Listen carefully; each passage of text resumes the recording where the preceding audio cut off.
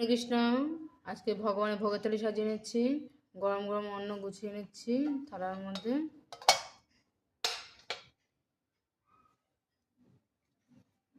গন্ধরাজ লেবু দিয়ে দিচ্ছি অন্নের পরে।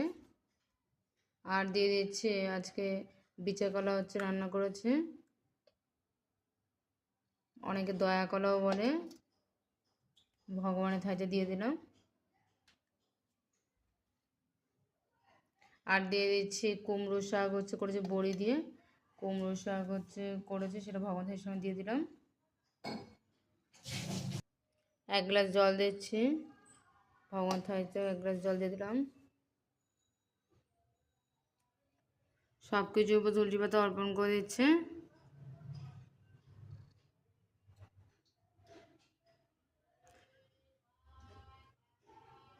এখন ভগবানের কাছে নিয়ে যাবে। হরে কৃষ্ণ।